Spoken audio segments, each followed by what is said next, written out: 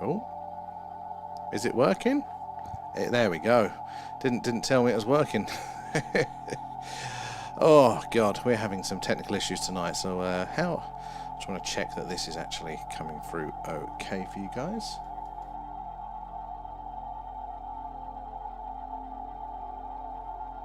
Yeah, that seems to be working on that front. How are we doing, friend? Right, let's try the TikToks to see if we can get that one alive as well. Be pushing our luck with the issues. We've got the computer, new hard drive on the way.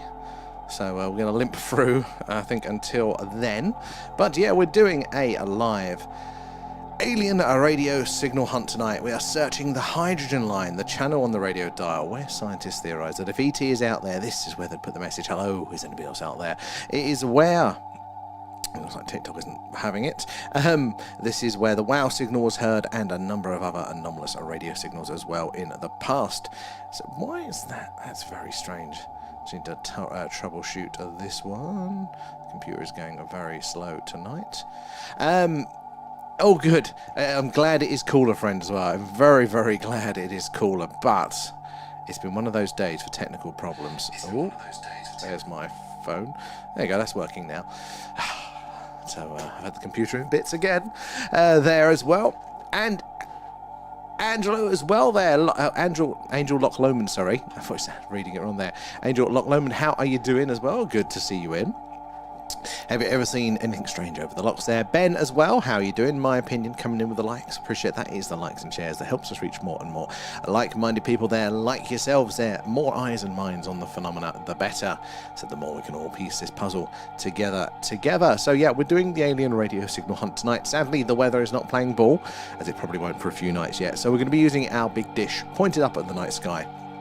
And as the Earth rotates, it's going to sweep across the night sky, passing over various stars and their planets. If we're lucky, one of those will be sending us a signal as we are passing over it. We've got one close-ish by star in range tonight there, and it's Kraz at 140 light years away. But we should be on long enough there for, I'm going to call it, oh my God, ZUBENELGENNUBI. Oh my, can I pronounce that one there? In my opinion, thank you for the gifts. I appreciate all that. We're all good. Just frustrated today with the technical stuff. And Johnny as well. Hey, have you heard of the Santilli telescope? Oh, the name rings a bell. Tell us more, Johnny. And we're looking for tonight. It's the WOW 2, friend, 100%. That is essentially what we're doing. It's a bit of a right place at right time sort of deal. Not only have we got to be passing over a star that has a planet in orbit that's going to have its own life there, but also when they are choosing to send that signal, it's going to take a hell of a lot of energy to send a signal over these vast distances, so they're unlikely to be doing it the whole damn time. There. So that is what we're going to be doing. We're going to be hoping that we get lucky with that. They are rare, but they're getting less rare. In fact, the more sensitive our equipment gets, the more as a species we are detecting. So yeah, if we're lucky, as the Earth rotates tonight, we should, well, if we get lucky to say, we should see a nice clear spike on the screen. In fact, a recent paper came out and said, look, the majority of the time we are probably going to have it's probably not going to be a civilization saying hello. It more than likely is going to be a civilization saying goodbye. That is when they are going to be most likely to put the most energy into a signal that will then clearly reach us at those distances there. Dan is in, and Private Tomcat, how are you doing? And Ben there feeding Alan. Nom nom nom, thanks guys. Thank you for that one. And Dr. Rugo Santilli, lens at the end of the telescope, inverted, and DSLR camera on the other end. I still ringing a bell, but no, I'm not quite fully sure on it there. They had some interesting sightings. Or is it the nature of the telescope there? Oh, antimatter telescope can see entities. Oh, okay, no, I haven't heard about this, and I need to immediately hear more, Johnny. That is fantastic. Again, that is pretty cool. Look, the more that we look, the more different light waves, all of that sort of stuff the more that we do start to experiment as a species there, the more chance we have detecting seeing things that we haven't yet seen before there. Denise, how are you doing tonight there? Always wanted to make this. Johnny, probably a bit past my skill set, but we do have a couple of clever people in the community, so at some point, you never know, maybe we'll give it a crack there. It reminds me a lot of the old the early night vision stuff when they were using red and all of the soldiers were reportedly seeing demons. Now, was that playing tricks with their mind? Can happen. The lighting in a room can definitely affect you psychologically, or were they able to see something that otherwise we couldn't know was there, which is also definitely possible. There is so little about our reality. We like to think that we see and we experience most of whatever the objective reality is. And then, it's just a few percentage here or there we need to get the details for, but it is probably the reverse there. We do not see objective reality. We do not have the senses for all of it there. In fact, visual, we only see a chunk in the middle of the light spectrum there. There are lights at the low end and the high end we don't perceive. Same for sound. We don't see radiation, do we? And all that sort of stuff. There are lots of things going on that we don't fully understand. And he has recordings online of two types, usually over important facilities, again connecting in with the wider UFO phenomena there. And OH there today, why are you at the hydrogen line frequency? So OH, we are on the hydrogen line because this is where scientists theorize that if you're going to hear a message from ET, it's a brilliant question. If you're going to hear a message from ET, it's most likely to be here. Out of all the channels on the radio dial, and there are a hell of a lot of them. Think of it like when you tune in your radio there to your favorite music station or whatever it might be. We're down right away down the lower end, far off the chart that you can get on your FM or AM radio, and it's called the hydrogen line. And it's called that because it is the frequency that hydrogen naturally emits a radio signal there, and because hydrogen is the most abundant element in the galaxy. It's the most it's 1.420.5. There's a 2. It's almost there, but so it's the most abundant element in the galaxy, and therefore it gives you a nice flat baseline for radio astronomy there. Nice flat, almost. But it gives you a nice baseline. God, I'm not with it tonight, but a very stressful day, so I'm so tired. But it gives you a nice baseline for radio astronomy. So there's always going to be eyes and ears on this frequency. And if our scientists know this too, ET scientists would know this as well. And therefore, if you want a message to be heard by an unknown recipient there, the best place to put it is this frequency. So no matter what your communication technology might be, there's always going to be eyes and ears on this channel. So that is it. That is why we're here. And also because it's reserved for listening only, because of those scientific reasons, there's unlikely that if we do get a signal, it's going to be actually... Actually, we are one off there. You are right there on that one. We are slightly off. We are just about one more over. Why is it 0.4? I must have knocked that one. But you caught that one right there. The numbers, they get lost for me there, OH, so good spotting. Let's actually correct that one now. Thank you for reminding me there. We are ever so slightly off. So it's 1.520. It's there. There we go. And if we're going to move that across there. No. 1.5. So around there. Is that right? Is that aligned? We want our red cursor on it, guys. We want our red cursor on it. There we go. Sorry. Adjusting it. So, yeah. There we go. That's great now. Good spotting. So, yeah, that is why we're listening to this frequency. So, any signals, our Wi-Fi, our phones aren't allowed to transmit on this frequency. So, again, we don't have to have... we don't have to consider as much outside interference from electronic devices. Electrical interference, yes, there, but also it's the best place to hear it. It's where the wow signal was heard and all of the things. I like that there. I'm the same old there, and everything as well. Thank you for the follow. Where are you joining us from tonight there? Oh, so the setup, it is, and again, I'm not up on this, so I'll do my best to describe it. It's quite a large parabolic mesh antenna. It's wider than my arms, not sure how long that is in measurement there.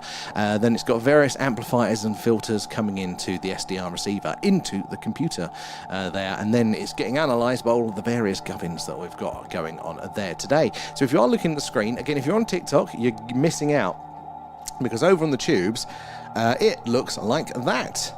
There you go, lots more analysis going on all over the shop. So for both of you guys, if you're on the old the TikTok there, the vertical, you're only seeing the middle chunk of it all, and at the top you've got those live radio signals coming in across all the different frequencies there, showing you very dynamically all the spikes up and down there. Then below that it's the same but it is showing you in averages, and that's why we can see these lovely peaks and troughs, because it's averaging it out, and it helps us to spot trends and things like that over time. Now behind me, you guys can't see that over on the TikTok really, you can see a bit of it down there, but that is a live sky map, shows you what stars are in range of our dish, our sort of catchment area of the dish, and as the night moves on, the stars move across there, so we can see what's going to come into range there, what's just about to leave range, everything there. To the middle left, we have got the audio waveform analysis, only you can see that on the horizontal on the tubes. Oh, my camera just had a sulk then. Looks like TikTok is struggling. Has it sorted itself out? I think it's sorted itself out now. Yep, so that is the actual sound wave that we're looking at there. We want it to look like the green one. It's the red one at the minute. We want it to look like the green one. And then to the middle or right, we have information on those stars that are in range of the dish. No close by ones at the moment. We've just lost Kraz, but we should have another two coming in soon there. And then there's all sorts of solar flare of stuff, activity being measured, solar wind speed. The geomagnetic index is all up here as well. All sorts of contextual information. And all of that going on as we're searching tonight.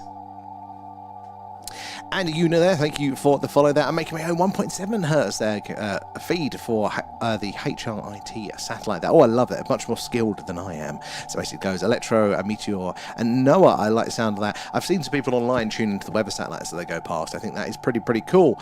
And where are we there? Is Marcus in? Hello, Marcus. It is Glasses Monday, Harco.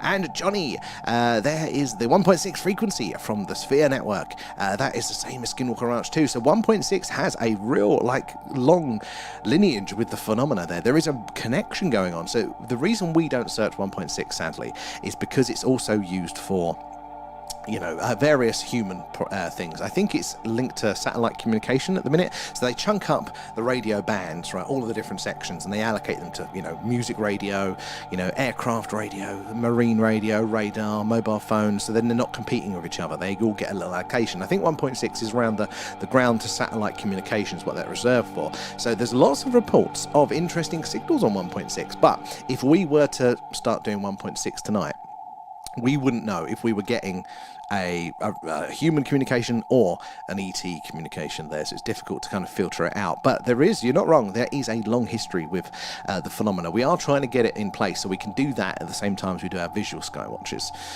So we're working on it, but we're not quite there yet. At the minute when we've not got the camera up because it's too rainy, we won't be able to spot it apart there. And Harco, thank you for the gifts. All goes back into the stream. But it's a good shout, Johnny.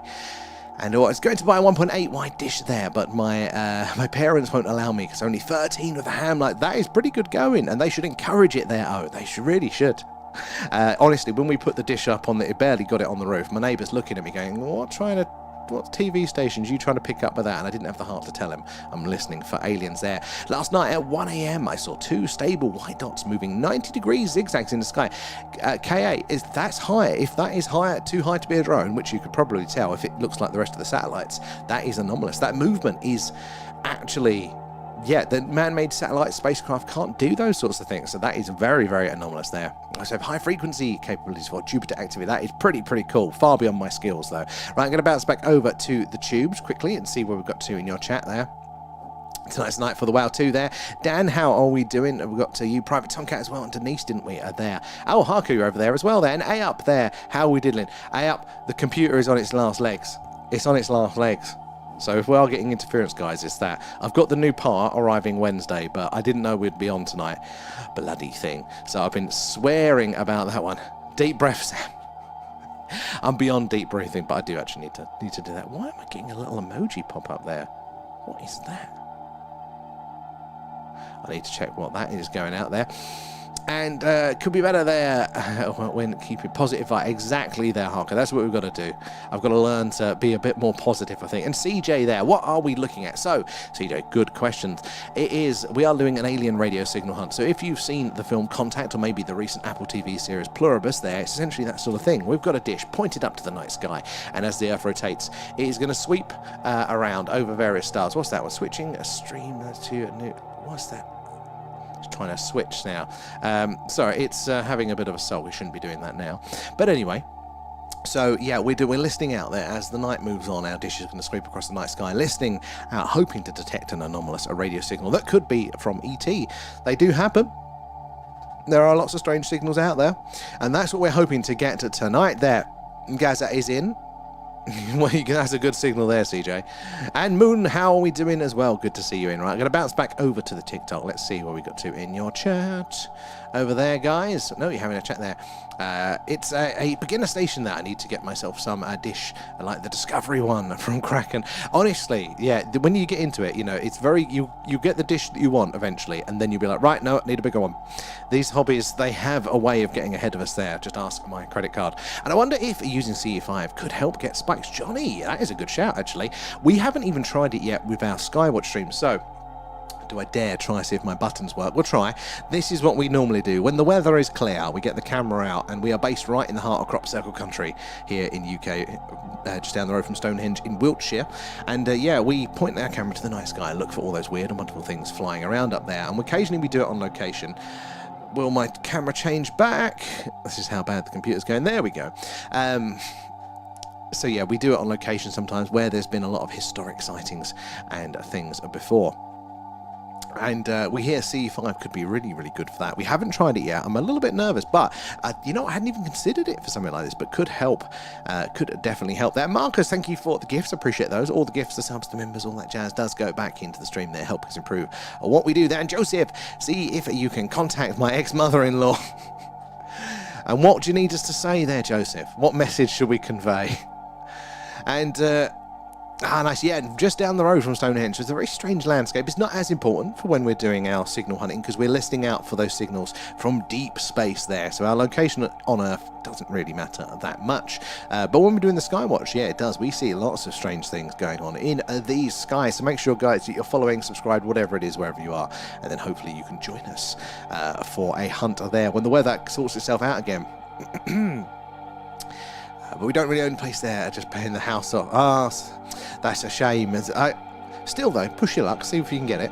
There, and Marcus, feeding Alan. Nom nom nom, thanks, guys. Thank you there. But Alan, you're a bit quiet tonight. I could barely hear you. As well, there, and was that a shark there? Thank you for the follow. Where are you joining us on there? 1.8, so portability would be nice, that size dish there. The bigger, the better. There. Keep away from planet Earth. That's for the mother-in-law. Where are we over on here? Tick is in. How are you doing? UAP anomalies is in as well. Have you had any good sightings lately? Good to see you guys in. So yeah, this is what we're doing tonight. The weather has failed us. In fact, what's the upcoming weather looking like? 'Cause it wasn't actually too good coming up there. Oh, tomorrow night we might be able to do a Skywatch. It's going to be to see how it goes, but it's possible for a Skywatch tomorrow night. But other than that, yeah, no, that is looking grim and just rain. We're going to be doing a lot of these, I think, over the coming week there. Yeah, the weather is not on our side at the minute. So yeah, if you are just joining us, we're doing a live alien radio signal hunt there. We are searching the skies, hoping to hear ET say hello. We're listening on a frequency called the hydrogen line, the channel on the dial where scientists theorize that we are most likely to hear the message from ET should they be out there. It's where the WOW signal is heard and many, many more since then. And we've had our own anomalies as well. There are lots of strange things. The universe shouts and screams in radio. So we have to be able to filter out those natural, those organic radio signals are there as well as the man-made ones, obviously our Earth-based equipment and stuff. So we have a few little tests, a few little filters, but in essence, we want, basically right down the middle of the screen there, that is the hydrogen line. We want to see a nice big ridge, basically. Now, the chances of us getting a really strong and clear signal are on the lower end, but it is still very possible. But you've got to think it's kind of like shouting. So the further away your friend is shouting, the louder he's got to shout for you to hear it there. Now, if we had a bigger, more sensitive ear, we could hear them from further away. But it's that sort of thing that's at play there. More energy into the signal will travel further and be louder by the time it gets there. But as you can see, this little, all this jagged here and here. Now, that is the background noise, essentially. The cosmic microwave background, they call it, and it's just after the Big Bang they think that was created, which is pretty cool. So if I shut up for a second, turn the music down, you're technically listening to ever so slightly after the Big Bang right there. It's the same as the static on your old TVs there in between radio stations, but it's cool to think that that's what that is there. But yeah, if that is that noise floor, if that is louder than the signal, because as the further it goes, the fainter it's going to get, the chance it'll get lost in there. And every now and again, you'll see a red box pop up here. And what that's doing is it's looking in that background noise going, right, is there any signs that there's a signal being lost? Maybe signs of modulation, repetition, encoding, anything like that that could point to a signal are still being there. We wouldn't be able to pull the signal out, but at least we would know there might be a higher chance of getting it there.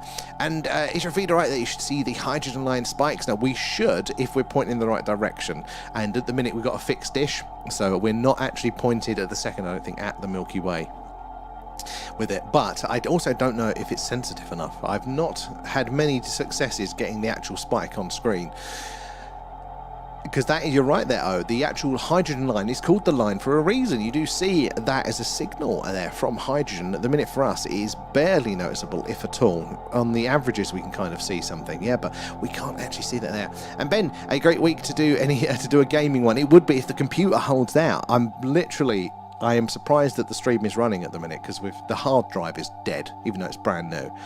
And they were like, okay, yeah, it's under warranty, so post us the hard drive back, but we'll send you a new one. But you've got to exchange the old one with the new one with the delivery driver. I'm like, well, how do I copy all my stuff over to that? Bastards. So I've we're in arguments about that at the minute, but I've had to emergency Amazon one and hope that I have got the technical skills, we'll find out, with the help of ChatGPT there to copy the drive over in time. Because yeah, it's barely usable at the bloody minute, sadly. And Johnny, so are they here already? And you think, or maybe before the flood, they've always been around. So Johnny, it's a brilliant question, and I really don't know at the minute. There's definitely evidence that would point that way, but there is trying to get an understanding, because the phenomena it's all over the shop. There's a bit here, there's a bit there. Like, there's probably not going to be one unifying theory for it all there. Maybe there is a bit of the extraterrestrials, the aliens that have been here before, or coming from other planets. Maybe it's us from the future. Maybe it's a bit of that. Maybe a bit of dimensionality in there as well. I don't really know. I do think whatever it is, it's been here a long time, since the beginning. That really jumps out for me. I suppose I do lean more, actually, and I don't want it to be the case. I think there's the romantic in me going back to the classic UFO days. I really want it to be extraterrestrials, beings from other planets. But if you look at how they've been interacting with us and the reports, they haven't invaded us, they haven't done anything major, they've just occasionally taken a few samples and they just kind of keep an eye on us, but they've always been here. So for me, that leans much further to the future us hypothesis, that they've come back in time, and it makes sense. The Greys look like us, evolutionarily speaking. There's an evolutionary biologist that does think that if we stick to consistent trends of evolution there, we're going to look exactly like them there. And I love the fact that if I look up, it goes on for, oh Johnny, it blows my mind, especially when we're looking at some of those and we can zoom in on those stars and you go, right, that star is 100 light years away. That we are looking back in time 100 years, like if that star has exploded between now and 100 years, we wouldn't know. Like, we are literally looking back in time. If somebody said, I've got a crystal ball and you can look back in time anywhere you want, however far you want, that's essentially what the night sky is. It's the same thing. You just don't really get to choose to zoom in, but it is exactly that there. Just wonder what we would actually do if we got a positive contact there, Joseph. It's interesting, but I think we can look to history for clues to how we would react and how it would go down. I mean, if there is a really big, we're probably better off if there's a big gap, technologically speaking. If we look to our own behaviour, and that's the only marker that we have, not that they necessarily would be, but if we use that as a default starting point, if they're close enough to us, technologically, if they're a bit more advanced, then we're on the down foot there, and there's a chance that, we're gonna have an argument. But if we are so far behind them, they are not going to care at all, and they'll just kind of let us get on with what we want to do, kind of like those uncontacted tribes and things like that, or how we deal with nature reserves. As long as they don't want to put a motorway through here, well, we might be all right. But if they're quite close to us, then that's when the friction happens. And could an AI agent monitoring it as well pull a signal? Oh, it's a good question, Johnny. I don't know is the answer. So the issue is that there may be ways of doing it, but it's going to get mixed in. So it tends to be that, like the loudest voice wins. So the data probably wouldn't necessarily be there. We need more precise equipment, basically. Like, the bigger your dish, the more fainter signals you can hear, and then there's all sorts of other stuff you need. But as a rough rule of thumb, we need one of those massive radio telescopes, then we can hear fainter and fainter signals, I think. But AI, I'm sure, could play a part these days there. And it should pop up there if you're pointing at the sky. So yeah, you've got to get it on the right light. The most because the hydrogen is actually it's in the Milky Way. Obviously, that's the most density, the densest part of where that's going to be. So you've got to get it. You've got to be at the pointing it to where it's going to be there. So like the ecliptic plane, is it there? Basically, the disk of the Milky Way. You've got to be in line with that to have the best chance of hearing it, because that's where most of it is in the rest of the galaxy. How are we doing? Is this? Remember too, the alternative is quite scary. Well, this is the thing, you know, either space is packed with people or we're alone. Either one of those are terrifying there. Scented, how are you doing tonight there? And oh, thank you for the follow. It's at the edges. It's a difficult one. We haven't done it quite well. I need the dishes fixed though, so it's kind of, I just kind of hope that the alignments line up. Where are we? Let me bounce back over to the tubes. Where did we get to? It's had good sightings. What's that? A hindering shaped, a Hindenburg shaped bobbing craft moving around the sky with completely no cloud cover. All very interesting. That's hard to mistake for anything else, isn't it? And got the video on it too. I have to check that one out there. And friend, will Alan's vape be picked up at 1.42 gigahertz? Knowing Alan, you know, he set up a pirate radio station on that frequency. And Wayne there, just checking in for a little while as I have to take my son to work at 5 a.m. Wayne, oh my god, that's grim. Things you do for your kids there, but good to see you, Wayne.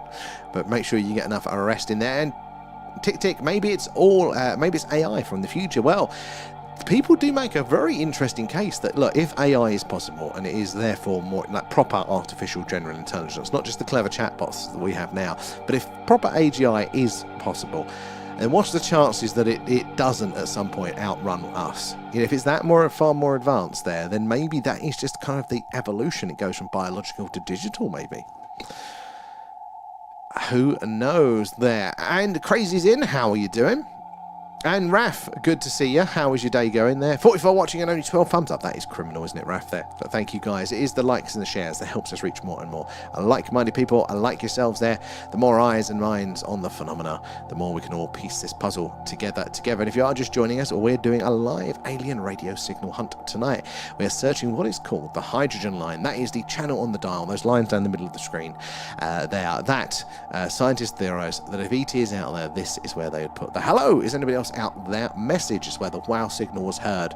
So if we get lucky, if we are in the right place at the right time as the Earth rotates, our dish is going to pass over, hopefully, a star that is inhabited by life there when they're sending a signal. And it'll be a nice big spike right in the middle of the screen if we're lucky. That is what we are aiming to do tonight. Do say hello, let us know where you're all watching from, and do ask any questions. I am very tired tonight, but I'll see if my brain works enough for those. We want to hear from you all. And the UAP like you on the back seat of the cinema. What's up? Raf, very good there. And Lee, reference stars outstar the sun shines 360 degrees there. If the stars are light, why are they not the same? And I think they are planets reflecting light there. Lee, it's a good angle. I mean, I ain't gone out there to test. I can only pedal back, you know, what the scientists sort of say. And there is a slight difference. So the planets that are in our orbit there, they don't tend to twinkle because they're reflecting that light and they're much closer. So like the ones that we're looking at night, they don't twinkle to your human eye there. That means normally means it's a planet in our solar system. They are able to. The light's different, but obviously you've got distance to account for. And then you've got, they're made up of different things as well. So some are bigger and smaller, some are burning different materials, different stages of their lives and stuff. In fact, our star is a weird one. It is a more complex star. It's burning more complex materials. So that normally means that it's got to be in the older part of the galaxy. And therefore, there's been previous stars that have gone supernova to create those heavier elements for then the new stars to be formed of and to burn. But we're a complex star, but we're on the suburbs, we're in the new bit there, so what's going on there? It's very, very strange. But yeah, that may be. How many times throughout history have we've got the model for, Looks like TikTok is struggling with my camera tonight, guys. But how many times do we think we've got the model for how it all works? Only for it to be corrected or totally thrown off the table in a few years' time. There's a really interesting, I think, is it the electric universe theory? I find that quite interesting. You might be up your street, Lee. It's a good shout. I mean, what do we really know? And Moon, I've got homemade hamburger soup. What's hamburger soup? I've not seen that one. Anomalies, most people call it vegetable beef there. Much better than where are we? Disclosure Day will be the next month there. The next movie I watch in the cinema. Same here. I haven't been to cinema in ages. I was going to do Project Hail Mary, but I never got around to it. But Disclosure Day is going to be good there. Indigo, how are you doing? I don't watch that movie. I mean, it's good to see. It's good to see sometimes. And where are we? Crazy. Oh, Spielberg's back to make money out of it there for fooling us for so long, and I hate it there. He has got his info mostly from Alan Hynek for his first movie. Even the title of the movies were titles. Really? I mean, there's one camp that do think, you know, Spielberg has got the inroad, and he's using, and you know, the government are officially using media and all that sort of stuff to kind of give us information, but without telling us properly. And I'm interested. I think that's definitely a possibility there. But the other half is that Spielberg is an artist, and he's picking up on those cultural interests there and making something based on that. So I'm going to be interested to see, and I'll see how I feel when I come out of it there. See how it's how, you know, do I feel like we're being told something through a story, or is it just that? To explain the encounter case you had. Oh, you had one, did you there, Crazy? And I tell you what, Sam, those animals in the Disclosure trailer talk to that little girl in English. I'm throwing my shit out of the pram in the cinema. I'm sure they wouldn't, but if they do, I want to see that, Raf. Can you come to the cinema with me? I want to experience that one. Exactly, Indigo. Going to bounce back over to the TikTok. Let's have a look. Where did we get to? Oh, my friend in Germany captured the Andromeda and captured the Andromeda's hydrogen line. Now, you know, I hadn't even thought about that, but another galaxy's hydrogen line. That is very cool. Far beyond my skill set there, definitely far beyond the equipment. And Joseph, if you look at what creatures we have in our oceans, there's no way we're alone in the universe. I think it's a very good point. Like, why would we look to Earth and go, there is life for every niche, every corner, every environment, a species to handle everything, a million versions in between? Why would we think the universe is any different? Why do we always start off thinking that we are special? Surely that is counter the scientific method there. That's a very good point. And Scented, how does it work? First time seeing it. Good question. So, Scented, what's happening is we've got a big dish outside. It's pointing up at the night sky. And as the Earth rotates, that dish is sweeping across the night sky there, passing over various planets or various stars and their planets. And what we're hoping is that on one of those planets there is life, and that they are choosing to send a high-powered radio signal that we can capture, on this dish. Here, now, they're quite rare, but they do happen. You may have heard of the WOW signal from back in the 1970s, but there have been many, many more since then. We are on the channel on the dial. Of all the different frequencies available to us there, channels on the radio dial, we are on the one that scientists think we are most likely to hear a message from ET on. This is the one that is going to be observed most because it's so useful for radio science. Therefore, if you want a message to be heard by unknown recipients there, that's the nature of one of these messages, then this is the best place to have it there. No matter what your communication technology may be, how far advanced you are. I mean, aliens themselves might be talking to each other, in some sort of quantum property there, or lasers, and there is an argument to be made for that, using laser light to communicate. But if you want to send that hello, is anybody else out there message, this frequency via radio is probably your best bet there. It's quite easily accessible technology and semi-efficient there, and you're going to have the most eyes and ears on it. So yeah, that's what we're hoping. We're looking at the meters tonight there. They are live radio meters. You can see at the top, let me get my cursor. So this is like, if you imagine your old-fashioned radio in your car or at home there, you turn the dial, move the needle along to pick your station. These are all the different stations along here, and these are all the signals coming in across all of them there, all real-time dynamic spikes there. And we're interested in not actually where the yellow line is, that's slightly off for some reason. It is this one here, actually, where the red line is tonight. Excuse me. And luckily that is replicated down here. So this is all the information coming in live. This is the same information, but rather than those dynamic spikes, it's showing you averages, so you can see trends and little ridges, and there you can see patterns easy enough, basically. And then behind it, you can't see this on the TikTok, guys, but if I try my luck here, that's what it looks like on the horizontal there on YouTube. There's so much more information going on. There's the night sky map with the dish showing you where it's pointed there. There's information on the stars that are in range, plus the signal is on the screen and all that sort of jazz.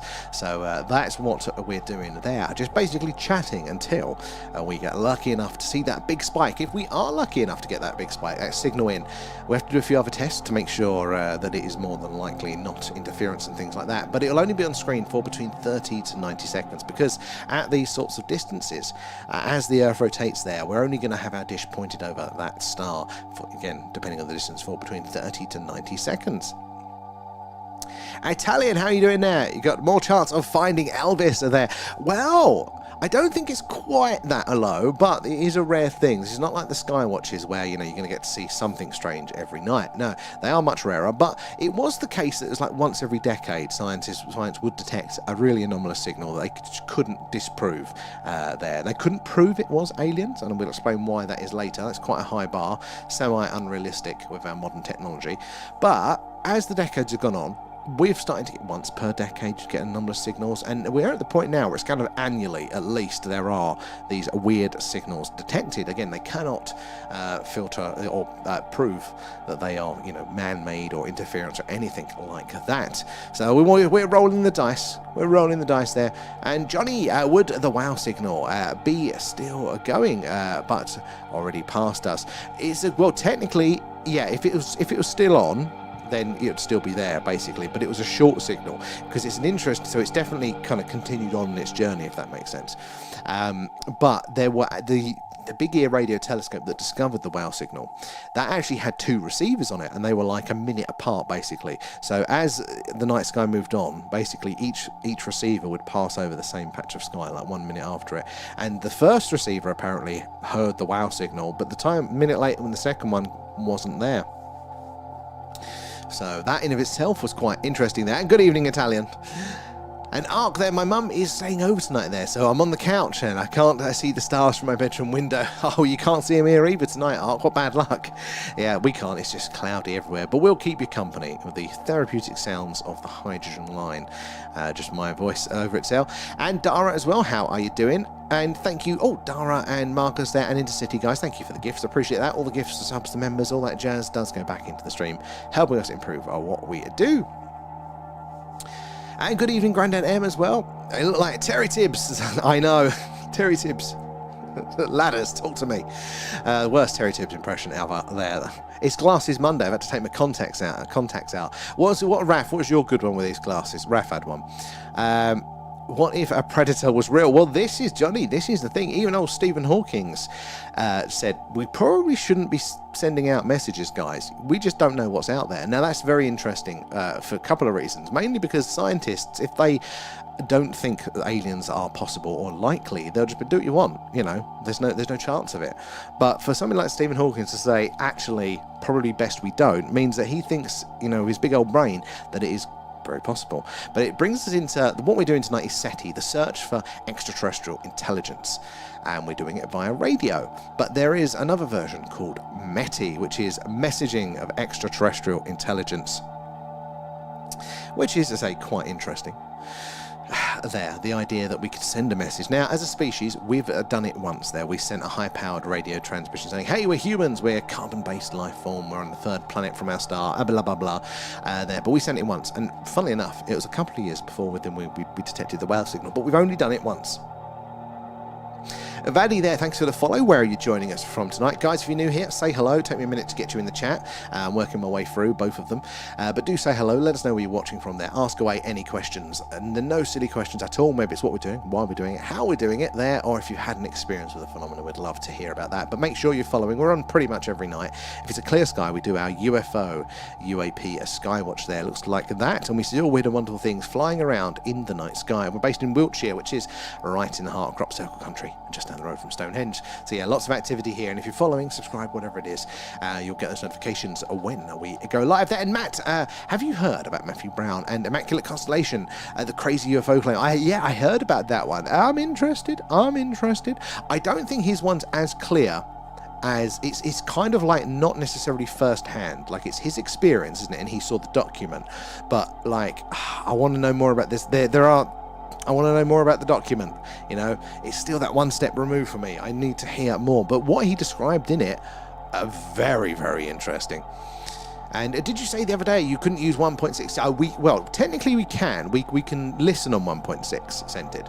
But if we get a signal on 1.6, then we don't know if it's aliens or we don't know if it's man-made. So the good thing about this part of the radio dial is it's so useful for scientists there with their big telescopes to listen to the universe and understand what's going on, that it's in fact illegal to transmit on it there. You're not allowed by international treaty to make electronic equipment there to transmit on this frequency. So if we do get a nice clear signal, all of the other places on the radio dial, you kind of got to do extra work to figure out, is it a human signal, is it my phone, is it this, is it that? But on this frequency we have the benefit that at least nobody's meant to be doing it. So we immediately have that bonus there.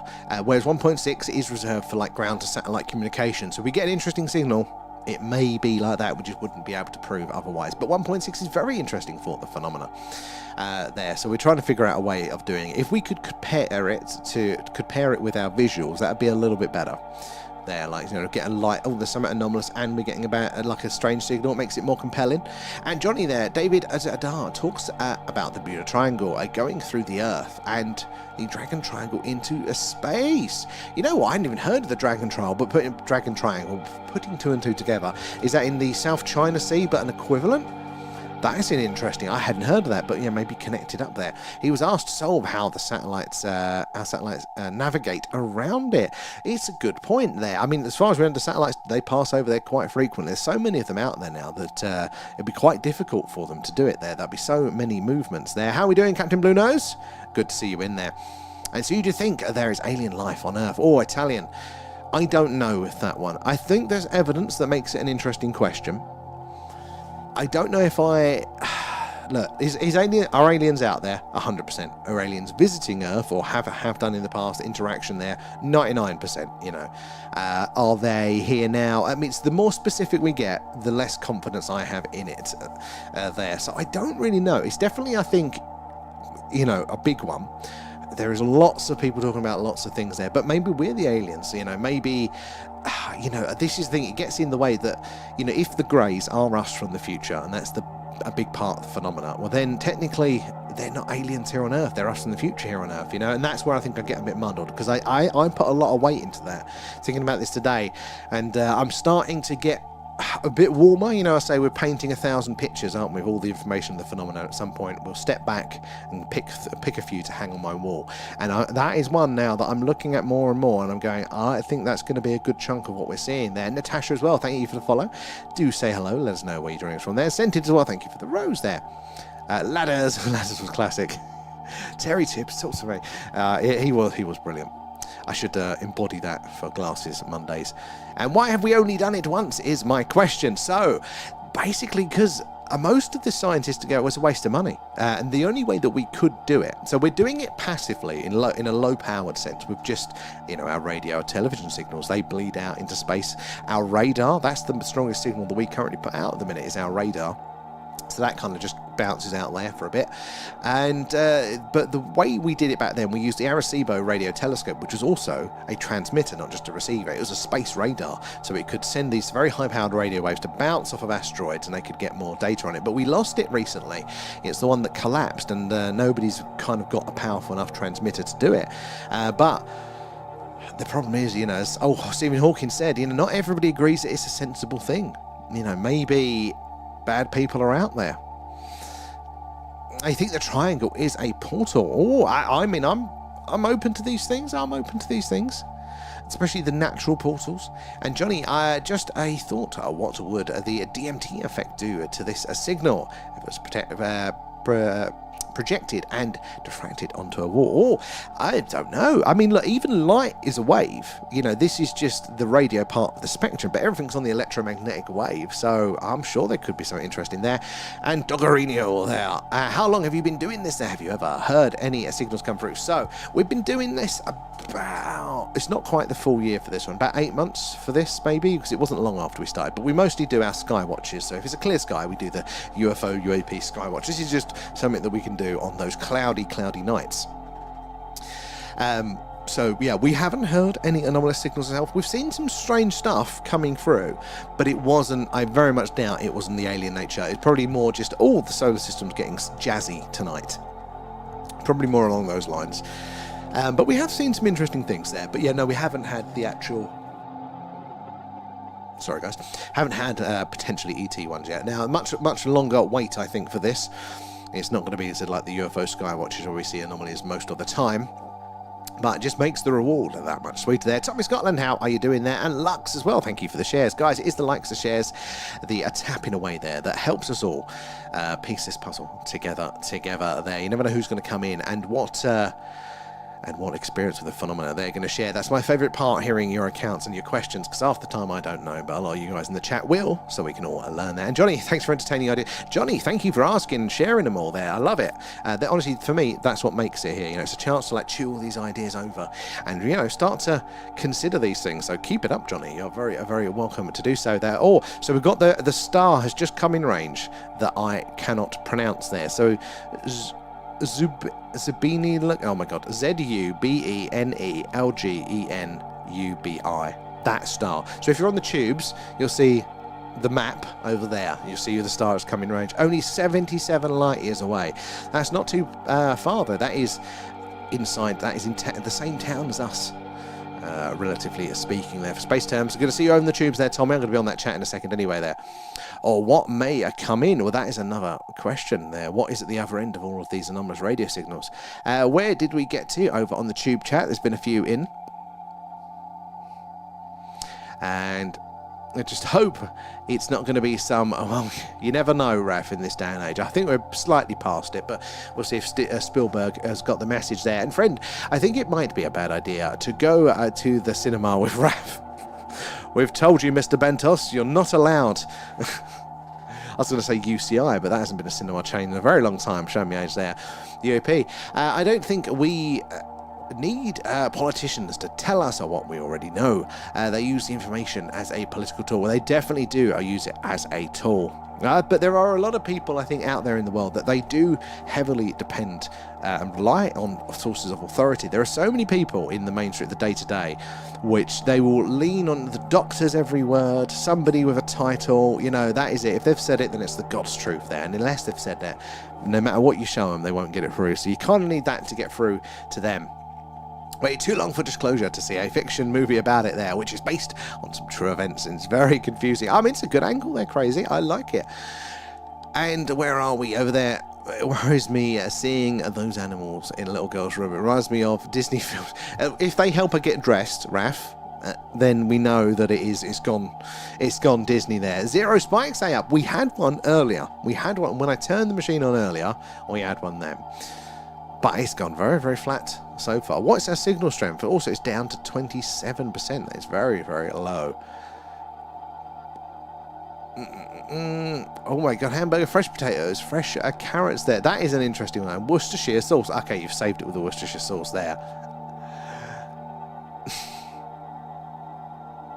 It's good in soup. Where did we get to there? Sweet corn is alien. After consumed, it still comes back exactly the same. Yeah, I can agree with that. Where are we? Oh my god, there's a few more messages here I didn't notice. Let me scroll. I'm scrolling through the tubes now. Oh my god. I thought there was only a few behind. There's a ton. Sorry guys, you've been waiting a very long time. Got to the soup. Chew your food. And oh yeah, right, also don't forget the signal weakens the inverse square law, so it basically gets quieter, isn't it there? Is it like well, it's just inverse squared, Lord. So you know, if it goes, was it 4 units, it then drops by 2 units, something like that. Yeah, it gets quiet very quickly, these signals. So these distances are incredibly vast. It requires a hell of a lot of energy to get a signal over here to be detectable. I mean, it's possible there, but that's why they're so rare. That's probably why we don't hear. You know, people go, oh, well, we'd hear all the aliens, we'd pick up all their radios. Like, bollocks you will, not unless they're flying past, lads. You know, I think they've calculated if we wanted to pick up the television signals from Proxima Centauri, which is our closest star, about 4 light years away, we need a telescope the size of the moon, a dish there. So what we're listening out for tonight is not just their passive signals. We're listening out for that species to be choosing to send a signal there, putting in a high-powered, high-effort signal saying, hello, we're here, or help us, or goodbye, whatever it might be. Is that purposeful signal is what we're listening out for tonight. Otherwise, the odds are just too low. The hard ski. Oh, it can. My teeth have seen some bad times there, crazy, with the old popcorn. Where did we get to? Talk to me. Terry Tibbs there, Professor. It's literally all I can remember of it, though. What's that crazy? Same as our Ouija board. Was it in Hawkins? I mean, those dishes. And Wiseman just watched Contact in the Woods there. Dr. Jonathan Reed's story. As bonkers as that story is, and how odd that the alien footage is, as he unwraps the alien body in his garage. That thing, it bloody blinks and gulps. I know the name there, the Contact in the Woods. He's not the one that the alien got his dog, was it? Is that one? It's the only one I can think of.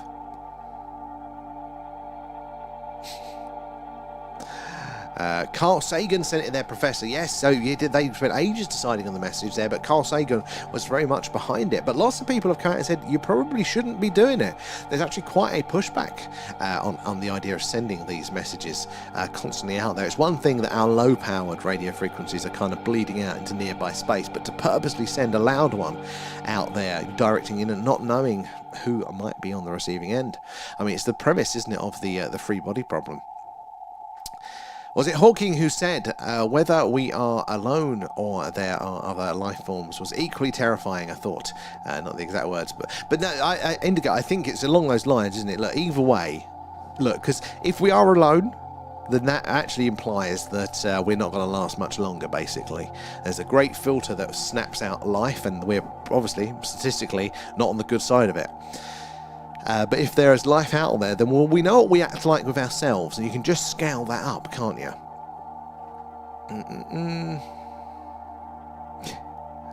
How many times did we get the wow signal? So it was only detected once there, Danielle. Only the once. But there have been many more signals just like it. I say just like it. Very similar. In fact, there's quite a lot from some very close by stars indeed. In fact, my new favourite one is called the Ross 128 signal.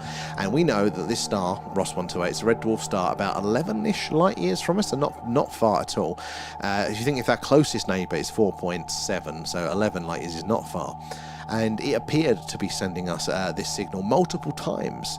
The problem is that, like, science will go, look, we've not got any of these alien radio signals. We've not been able to confirm any of them, so therefore there's no evidence of aliens. And I'm like, fine, we can't 100% say it's aliens, but you got to look at how you're getting that information, guys. You know, what they need is a second confirmation of that signal. So the idea is that, you know, they're sitting, or like who we're doing tonight, we're pointing at that star. What is it? We're going to call it Zune for now, but that's not what it is. But we've got Zune in range there, 77 light years away. If we saw that spike up for 30 to 90 seconds, and that's the closest by star in range, and when it goes out of range, then the signal goes, we can go, it looks like it was coming from Zune. It's 77 light years away. But that isn't good enough, right? What you need to know that it's not our equipment at fault, or it's not something in front of our dish but not the planet, basically maybe a satellite passing by or an aeroplane that's not causing some sort of electronic interference. You need to call it your friend of another dish and go, right, point your dish right now, wherever you are in the world, at Zune as well. And if two people from two different locations with two different bits of equipment can confirm the signal, then they can go, aha, that is a technological signal, not coming from Earth, boom, aliens. You get, right, that sounds pretty fair, doesn't it, guys? issue is, it's not like the movies where they're all sitting around like we're doing tonight. They don't do it live. What they do is 90% of the SETI stuff is they basically go, oh, are you finished with that data that you've been using? You've been looking at that pulsar, or you've been doing a sky survey to look for red dwarfs, or whatever it might be for the normal astrological reasons. They go, right, you're done with that, lads? Yeah, can we have the data and just see if there's anything interesting for us? And they get the data, and then they spend 10 years looking at it, and then they go, oh, look, there's a couple of interesting signals there. And then they point their dish in another few years' time at that star and go, oh, it's not sending a signal now, must have been interference. And you go, well, of course not, lads. You know, if my doorbell goes and it takes me 15 years to answer the fucking thing, yeah, they ain't going to be there, are they? You know, it's a bit of an own goal. I understand why we need the second confirmation, but you've got to be doing it in real time, especially as, you know, they think as well, this is going to, if we're going to hear these signals, it's going to be because that species is putting their all into it to traverse the distance, which is you're only going to do if you're asking for help, you know, or it's the full-on goodbye message there, at which point those signals are probably not going to be on for long, are they? So if you're taking 15, 20 years to get around to doing that second confirmation, of course that signal is not going to be there. And that is the main reason why we've got a load of anomalous signals, but they haven't been able to push any of them over the line into definitely alien in nature, which is, you know, frustrating, but it's understandable. Like, if that is how they're doing it at the minute. Take the SETI at Home project. They got loads of data from the Arecibo radio telescope there, the same one that sent our message there. They got the data from it, and then they kind of used us all in the early 2000s there to use our own computers there in our downtime to process that data. They finished that, guys, a month or two ago. That's it. It's taken them since the early 2000s to 2026. There's over 20 years of processing that data, and they've got 100 or so candidates from it. Go, these are 100 interesting ones we need to look at a bit more closely. What's the chance of those signals still being going off now? You know, if that is a goodbye message, you don't do a goodbye 20 years, do you, beforehand? You wait till the last minute there. I'm a 90s man. Exactly, they're crazy. I'm an 80s technically, and that's good answers, Raf and Moon. The Anunnaki, I'm a fan of something like that. I mean, I think there could be a lot to those stories there, because it's not just the ancient Sumerians that talk about those sorts of things. Most of those earlier god structures all came, they talk about similar beings, didn't they? Once is happenstance, twice is coincidence, and 3 times is a pattern. Really so. Do I think that all of these signals that we're getting, are they all definitely alien? Probably not. But there are signals out there. And this is the things that, you know, of how they trip themselves up, the scientists. But they go, right, well, we can't prove it's aliens. We can't repeat this as well, so it's probably not electronic interference, not a problem with our equipment, right? Okay, and it's not on any frequency that we know that planes or satellites use, and it's not happened again. So it's probably electronic interference or a satellite, and you think, what did I miss your workings out here, lads? You know, because that doesn't sound very scientific. You cannot prove something, so you're going to say that you think it is it. What? I mean, might as well just say it's aliens at this point. You know, like, science is... They're incredibly biased about these things. Sure, we can't say it's aliens yet, but again, that's more of a technological limitation rather than the evidentiary one. It seems to be incredibly biased there. And Ghosts in a chat, how are we doing there? What's the opinion on Skinwalker Ranch there? I'm interested by it. I am very interested. I haven't spent much time on it. I've heard it mentioned quite a lot. I've heard some of the stories around it. I am intrigued, but I don't know a lot about it. And UAP there, I've got a feeling CERN has got a lot to answer for. I mean, just for the bloody bill of how much that costs us. And greys are evolved dolphins, and why they use telepathy like a sonar there, Professor. Wasn't you saying that the other night? Because I had not heard that until, I think it was literally the other night as a theory there. The issue with the dolphins, you know, that's going to be quite a long way, because they've got to get out of water for it, you know. But it does make evolutionary sense for us biologically to be going that way. I mean, I'm definitely open to the dolphins. Stop to give a life there, Caveman. Thank you for that. Good to see you there, Caveman. How you doing? And I've seen some video on YouTube about a signal being sent once in a while there, which seems crazy enough. Kind of the same as the blue flash I filmed on your stream there and shared on the Discord. Oh, that was a cool one. So yeah, like, actually, I don't know if I did see the blue flash. I have to check. But apparently, yeah, there are a lot of anomalous signals. A recent paper went round as well. This guy, he was, going for his doctorate there, so had to put a dissertation together, and he went, my dissertation is that I think if there was an advanced alien species, they'd have a galactic internet, and the best way to do that would be to have lasers, shooting at each planet there, sharing all the information up to date, and that node sort of system like our internet works now. And he said, so and the computer's had a salt there. I don't know if we're still live for the tubes. Has that come back, guys? The old so the computer's having a bit of assault today. But yeah, you got that data for the telescope. Look for it and went, yep, looks like there are lasers being shone at us there. Now, the paper is out for peer review at the moment, but it is looking promising. Lasers are interesting for two reasons. One, it's damn technological in nature. The second is directed, so they know that we're here to be sending us those messages. And light is a wave, and a particle is the same. So particles are different, aren't they? So light, or is it particles different? Because you've got the particle or the wave, and then it's which way around, isn't it? For those. And where are we in there? Oh, is that Olivia as well? How are we doing tonight? Sorry it took me so long to get around to you guys there. If you are new here, do say hello. I'm working my way through the chats. I'm almost up to date with the tubes. Then I'll be bouncing back over to the TikTok to see where we got to. But yeah, do say hello. Let us know where you're watching from. Ask away any questions there. Or humans with dolphins. Actually, crazy. That's funny because there wasn't there? That was that dolphin researcher that ended up having a relationship with the dolphin. Interesting one there. On scanning for imperfections in the freeze frame state of space is surely better there. Batting on a theory of signal reception is just a sliver of hope. Well, doing Radio SETI is a product of the technology that we had at the time. So that's where it started off. But why would ET be using radio now? There are other things. In fact, gravitational waves are one that they could look to there, but we mentioned laser light as well. There's all different forms of communication. What really interested us is when we did one of our deep dive recently, part of the paper that we was looking at here, it was a real life scientific paper, how you can build a warp drive without breaking physics. But the other part of the paper was, how can we detect if a warp drive is being used? And essentially, it's within our technical capability, but we don't produce the sensors to listen out for that, to detect if it is going on there. So there are all the other technosignatures that we could start to look for.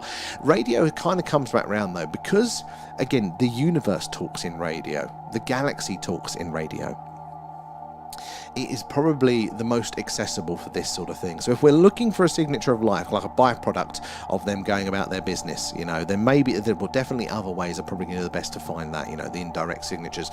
Again, scanning those atmospheres, those distant planets, and looking for CFC gases, that would tell us that there's a technological civilization on those planets, and we're just about the level where we can start doing that. But this sort of technology to listening out purposely for a species sending a message out there to deep space or to an unknown recipient there, the radio is the best medium for that one, because everybody, no matter what your technology is, you're always going to be listening on this frequency to learn about the universe, to see what's currently going on. It provides that great background line, so you're going to reach the most possible people by sending that message out. But there are barriers to it. I said scales and size, the distances involved.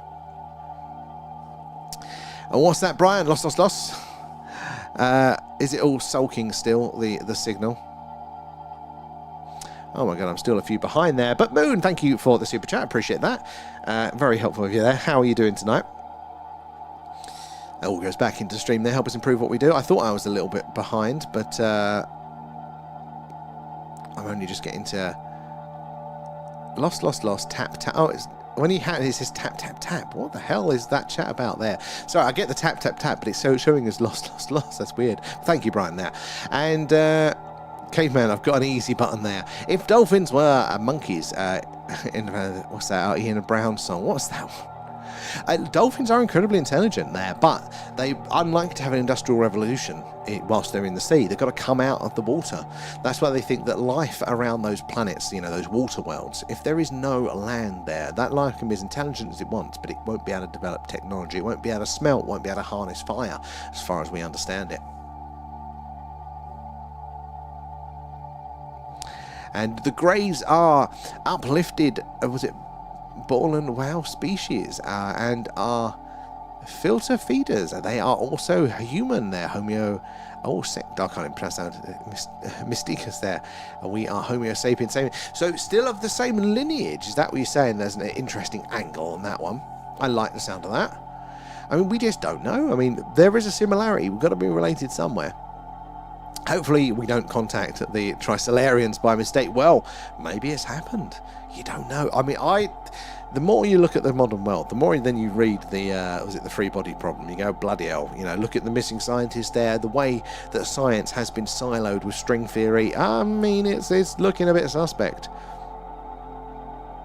Just don't use Red Riding Hood as an example to teach the aliens English there. We've seen how that goes.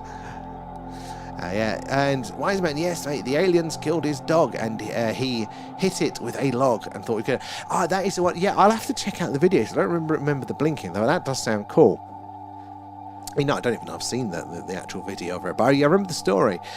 And what about trying the ocean for signals, or Antarctica? So we can't really point the dish, sadly. Well, we can point the dish, but there's going to be a lot of man-made stuff over there that way. If it hasn't been tried, you're crazy. You're not wrong though. I would like to at some point. We could do a special. Maybe if we do like an annual special, because you know I just wouldn't be able to afford to otherwise. We'll find somebody that will let us use their boat, and we'll do a Skywatch / alien hunt out on the waters. We'll see if we can arrange that as a special at some point. And we'll have to do something easy like Rendlesham Forest for this year. But maybe we can do that, because the USO phenomena, yeah, it could be very interesting. And the greys have elongated skulls, which are vestigial sonar organs. And they use sound as the basis of their technology. And they understand sound like we understand bread. Very interesting. I've not heard that angle before, really, at all. I like it. We did hear a molecular biologist once. Again, I don't know if they're true or not, but they were talking about like the genetics there, and like, you know, the anatomy of the grey. So if it's to be believed, it's very, very interesting, but I hadn't heard about that.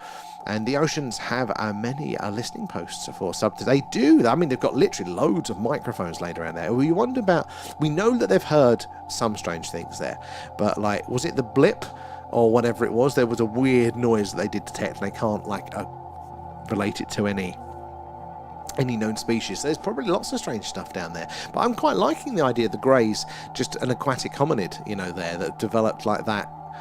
I like it. Dr. Seth, is it Shustak, was in charge of SETI, soon seen every documentary. I love it there, Professor. And ocean is a hotspot. Could you have one in New Zealand? God, if only I could get that far. That's a long old trip for us. Our £2 stream, I think, is might take a while to get the flight. How are we doing, Golden? Good to see you there as well. And XM, we fields of new fields of new turn sod, and in communion with my God, I walked along a furrowed bed, and I found an arrowhead chiseled from stone. Very poetic there. Terrible sky tonight. Oh, it is, Golden. It's not looking good. Tomorrow might be okay if we're lucky, but the rest of the week is looking absolutely crap. So it's going to be a few of these guys. And if for some reason we're not on at any point in the week, that is because the computer has given up the ghost. We are waiting on a new hard drive, but that looks like Wednesday that's going to be here to do that fix.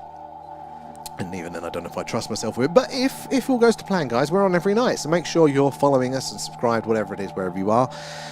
And you can catch us there. Hopefully, though, when it's a clear sky, we do a sky watch. Looks like this. We see all sorts of weird and wonderful things in the night sky, because we are based right in the heart of Crop Circle Country and just down the road from Stonehenge.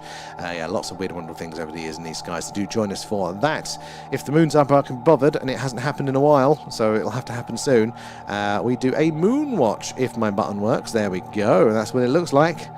See all sorts of weird things on, off and around the moon. So yeah, make sure you're joined there and get those notifications when we go live. But do say hello, let us know where you're watching from, ask any questions. And friend, one of the biologists from the Skinwalker Ranch show was on a podcast last week, and he talks a lot about interesting things. So friend, yeah, I caught half of that one. I need to finish it actually. There are a lot of interesting things, but like I get frustrated, not because of the quality of the work or anything, but I am I like to just get on and do things, so I'm not a team player. Like, and this is the thing that I had to learn, is that, like, I'm a get on and do things kind of person, and you can only kind of get so far with that. Like, certain things, like your skinwalker run, so you need to be as part of a group. You need to pace yourself. You need to, you know, go through things the proper way. And I'm just not that way inclined. I just go, right, give me a shovel. We're going to find this out now. I'm not going to sleep until we've dug into the mesa, or whatever it might be.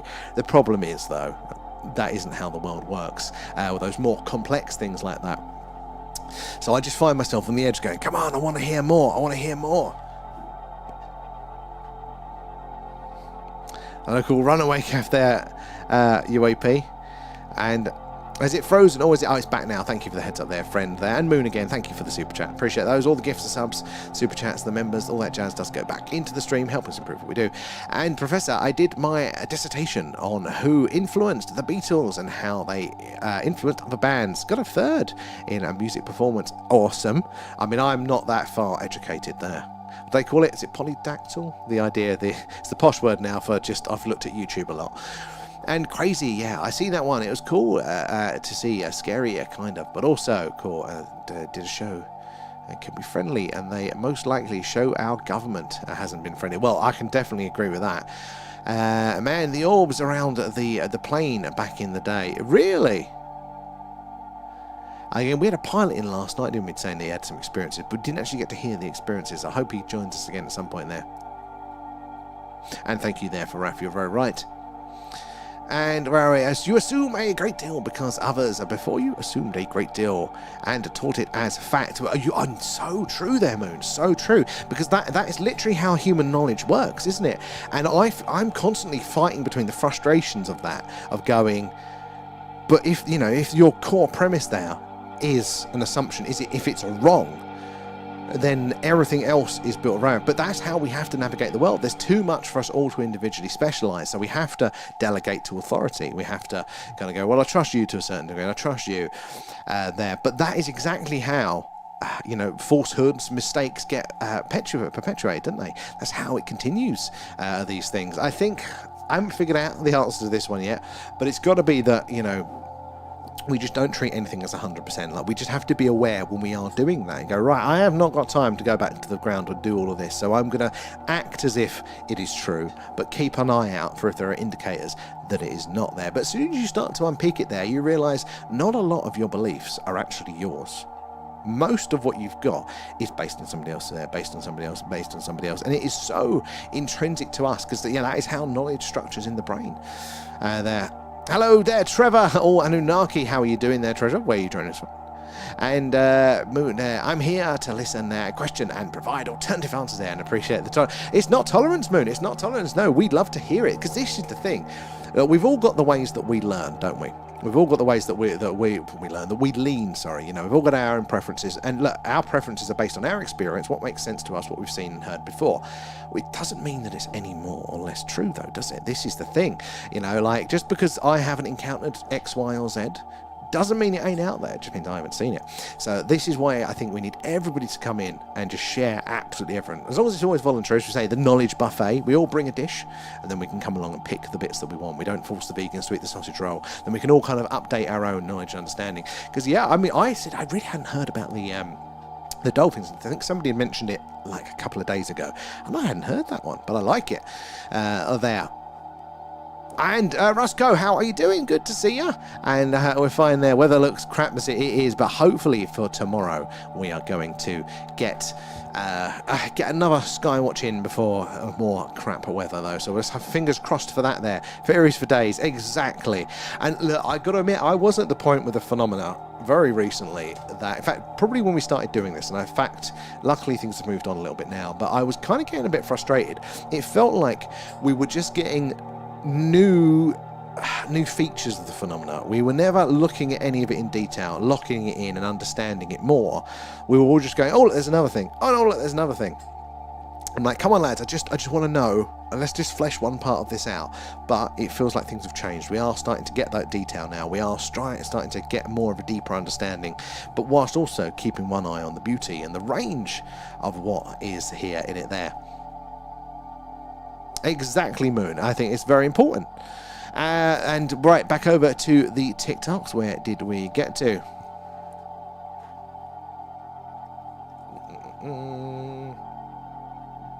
What did we get to? Got to Lux sharing, didn't we? Tommy was jumping over to the tubes. Did we get to Astra in? Hello, Astra, if we didn't there. And sending it to get onto the tubes there. That's tomorrow. Hey, it's definitely worth it. It does look a bit better. And it seems to be more stable than the TikTok at the minute. And Astra, how are you doing tonight? Good to see you there. Johnny, are there algorithms used for patterns that are common with hydrogen signals? You know what? I'm not really sure. I imagine there will be, but like my knowledge of I'm a jack of all trades, master of none, and a little bit. Enough to sound like I actually know what I'm on about some of the time, but actually there's no substance to it. So there probably is, but it's going to be beyond my my mental faculties to understand there. And it actually does, and fully formed too. It's like the living vampire in what's that one? Amazon's delivery. What was that one? Stop, drop, and run. Scented. What was that for? I've totally forgotten what conversation that was for there. And what do they say the black hole spots are on the sun there? Electronic universe theory, I think, is right, and it's dark instead. So electric universe is an interesting. I'm very, very interested by that. I mean, I feel like a kid in a candy shop at the minute. Like, I want to consume it all. I don't know how much of it I believe ultimately either way, but then again, I just don't feel qualified to believe anything of it, really. But I think there's a lot of interesting theories out there. What is it? Was it Electric Universe that was talking about like birthing planets from the star? And like if you look at the different orbits out, it's very interesting. I mean, even our mainstream, the accretion model, there are plenty of times that does not match up with our observations. So all the stuff that science likes you to think is locked in place isn't. It just really isn't. It's still very much up for debate. But the sunspots, I'm not really sure. They're just like less activity, I think there. Could scalar waves be faster as a longitudinal there? I'm not really sure, but well, I don't think so actually, because radio waves travel at the speed of light, and that is the top speed limit for the universe. So I don't think we can get them any faster. And it makes sense how our genes were altered 200,000 years ago there to become who we are. I mean, there's a definite plausibility to it. I mean, the Anunnaki, whether it is literally that or we are some big genetic experiment in some way, shape, or form, I am very open to it there. I think, I come from the sky, all those beings, most of the stories show. There is a lot of it in that ancient history, isn't there? Ancient cultures, tribes, all that jazz, they do talk about beings from the sky. Now, is that just a conceptual, a metaphor from gods coming down to heaven, or is it round the other way? I like the idea that we are one big cargo cult. You know, that we did have these early interactions with other beings, and since then we've been trying to interpret what that was, and that's probably where we got the conception of gods from, rather than round the other way. So that is where I lean. I think magic is real, and magic is just science we don't know yet. I would agree. So science is a brilliant tool. It is an amazing tool. But what scientists tend to make the mistake is that they think that if they haven't got round to it, then there isn't anything there. And amongst themselves, they won't say that. They know that this is the case. Science can only really tell you when something is. Not a lot of the time can it tell you when there's something isn't. You know, it's hard to prove a negative unless you're in like a very specific interaction. So science, when it comes to this sort of stuff, needs to just say, we ain't let a look yet, lads, and we'll let you know when we do. And that would be fine. That would be fine. It's our job to do the groundwork, to bring in the reports, to kind of put the pressure on to say, actually, look, there is something here worth looking at, which I think is exactly what we're doing. I think it's working as it kind of is meant to. But, you know, we can't really expect science to agree with us until you know, the phenomenon is that big. But likewise, we can't also, you know, science can't tread on our toes and say, it's definitely not real, and laugh. You go, you've not had a look, guys. It's the wrong use for that tool. Johnny, head of Greenpeace, guys, connected with dolphins and whales initially. He's connected with them, we are. And send it out. Good night there. We'll catch you later. Hopefully you're still on for that one. And DJ's in the house. How are you doing there? And Amanda too. John, hey buddy, how's it going? It's going all right. So fighting with the computer tonight there, so we are having a little bit of laggy issues, so you have to forgive us there. But we're all good. How about you there? And 3 Red, imagine if ET joined the chat. He's joined a couple of times. he's pretty chill, but not this one. No, Alan. See, I told you, he just thrown something off the desk. He's having a sulk. And Rich, like Pink Floyd once said, all you touch and all you see is all your life will ever be.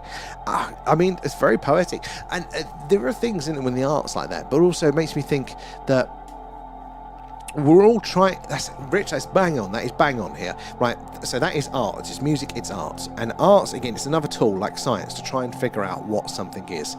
And again, art is more conceptual. It's a much broader brush. It's not very specific. So you think of it as a really big, wide paintbrush, and then the tiny paintbrush is the scientific process there. But you've got. You've got the arts at that end there. You've got religion is in there as well as a way of interpreting and understanding the universe. They're all tools to try and figure out what is going wrong what is going on in our world, in our existence there. And there are so many, every now and again, I keep one foot in the door in just the science world, the space science world, not just the weird stuff. And they will describe theories of reality, theories of consciousness, again, totally in from the scientific point of view, and they so sound like spiritual stuff now. It's slightly different wording, but it's the same thing that they're describing now, over and over again. You're reinventing the wheel, lads. That is spiritualism. Had all this down before. There's lots of interesting things going on there.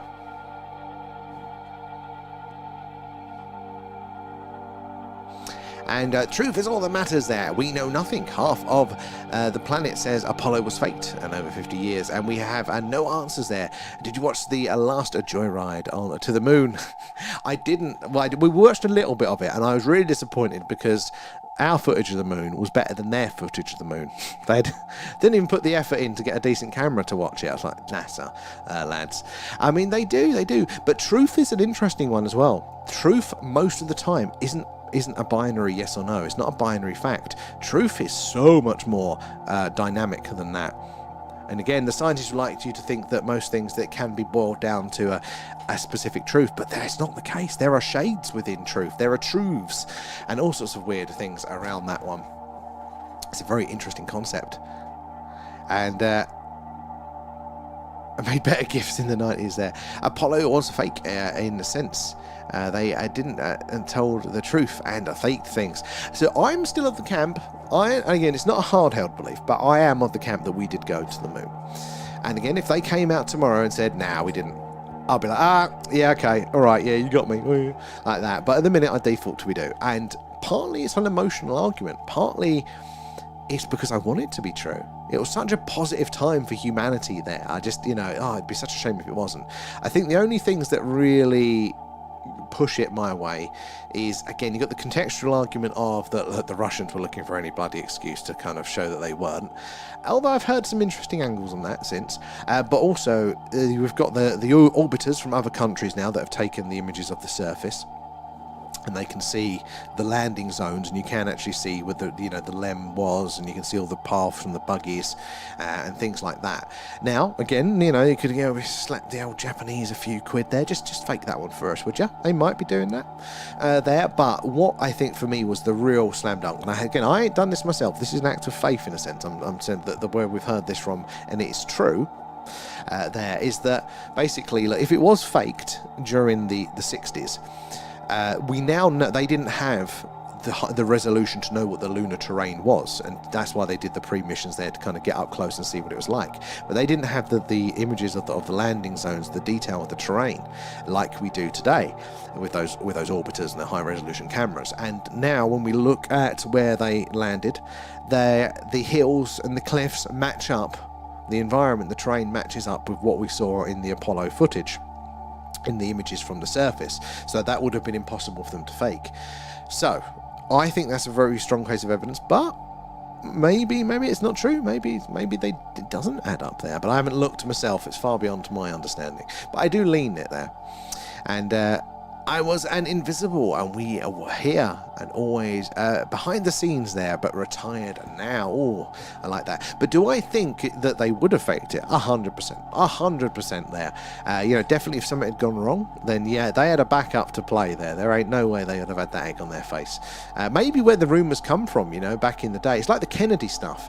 For most of the time, we only heard the same very light conspiracies, and how there was the back and to the left in the video, maybe the sound of the extra shots going off, but there was no more than that until modern internet era. Then all of the small stories, all of the bits that we hear from people that were there experiencing, all of those individual stories have now been able to bubble up, and we've seen the evidence of that. So maybe it was, with the moon landings, maybe a few people did catch the set for the backup, and then maybe that got out and was planted the seed of it.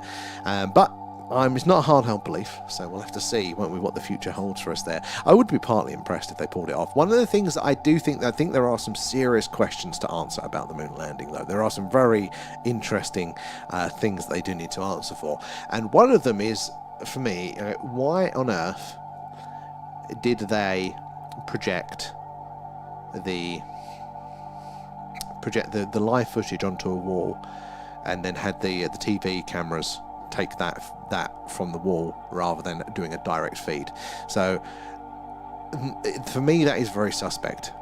The only way, there's one thing that could be an explanation as to why, and then there's one explanation as to why they might want to fake it. So the one reason they might want to fake it there is that there's all sorts of information in that signal, that's not just the vision. There's all sorts of other details there that are being conveyed that you'd be able to kind of analyse. So if you were sending that out to the broadcasters, loads of people would be able to then see some of the details around that. So putting that sort of air gap in there by, you're just filming the wall where we're projecting this live on, you're eliminating all that data in the signal, totally cutting that out there. So very, very suspect.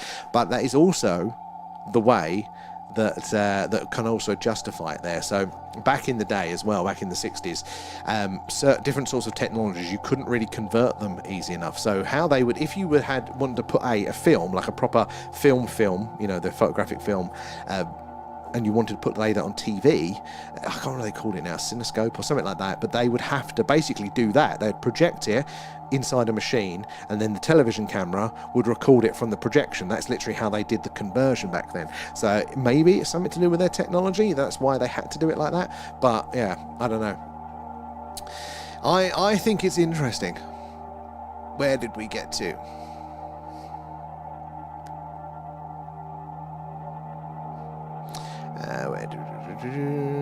Mythbusters busted a lot of questions there, and I think Stanley Kubrick filmed it, but hey, who knows? I like, there's a bit Stanley Kubrick, that would be cool. I mean, why was he with J. Allen Hynek, who was shot at the scenes of 2001 over there? Savage is a legend. There are satellites orbiting the moon there, but do we see images of the dark side of the moon? We do, UAP, we do. Because it's not always dark, is it? There's lots of images up there now, but they don't give you the good ones, do they? That's the thing. But the ones they do give you, they're still bloody interesting. You've all probably seen, like, the moon or the Mars footage there, where somebody goes, "Oh, look at that! That looks very artificial." And I've seen so many of them over the years. I'm like, yeah, pull the other one, lads. If I've got to squint and I've got to kind of, judge like that, and if I can't see it on the off that that's strange, then I'm not interested. But I did give it some time the other day, some updated ones, and you know what? There actually is some weird shit on the moon that we've caught those images of. There's like, like when you see a stereotypical crashed aircraft, and it's a cylindrical body, like snapped in two, kind of laying next to each other.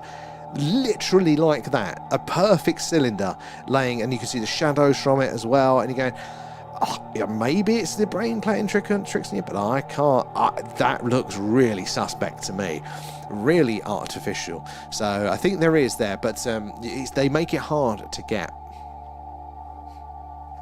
And to be fair, Syntax, some footage past Earth's orbit can look a bit sketchy. Oh, possibly. 140 eclipses since Apollo, and not a single picture of the alignment from space there.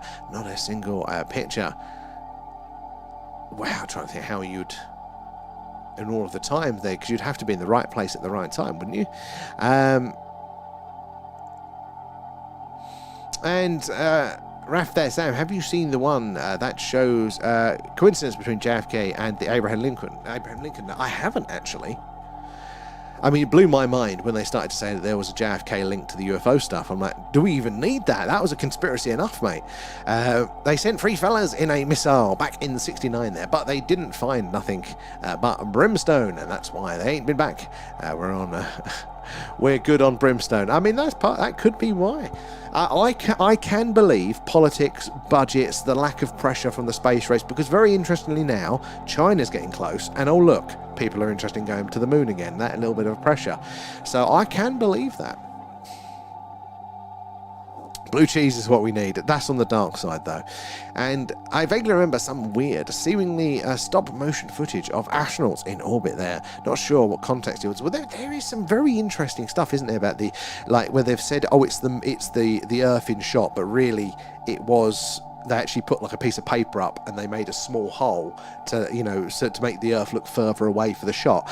And I think that's proven. You know, like, that is proven to be actual footage of them mucking around with it. So you're like, lads, you're not helping yourself here. Why are you faking it?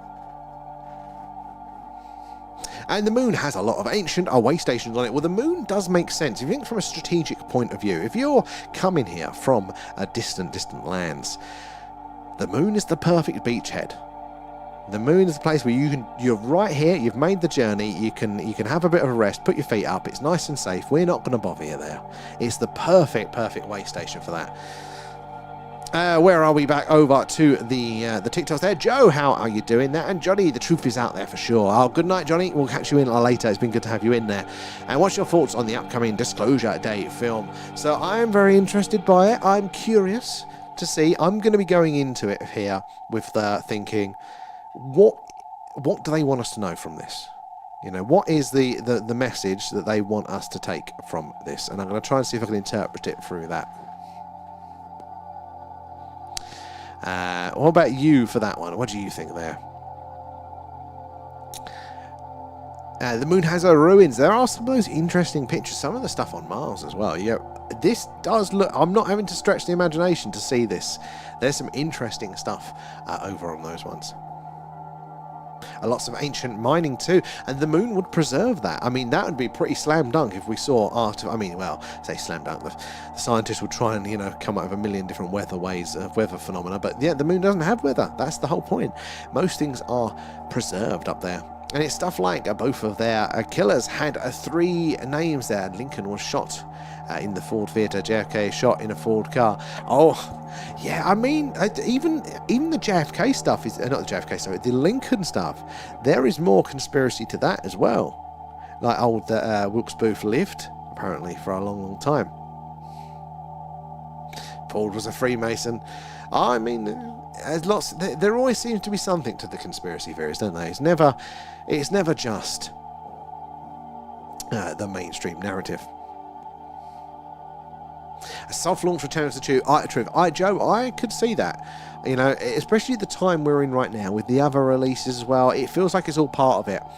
So if we get that, and then we also get the, by the way, look, there definitely is life on Mars. That's another component to this. And also, we have detected what we think is gas, biological biosignatures in the gases of those distant exoplanets. All of those things are the kind of foundations that I think society needs in place. You know, they need to know, you know, the overall narrative, hence you give you the film with a more complex overview, but it's done through fiction, so it doesn't terrorize everyone. But then you go, well, look, there are life on other planets, Mars, but it's only simple life. You don't have to get scared yet. Or there's more biological life on those distant exoplanets, but they're so far away, lads, you don't have to worry. And then it's the disclosure, kind of easing us in there.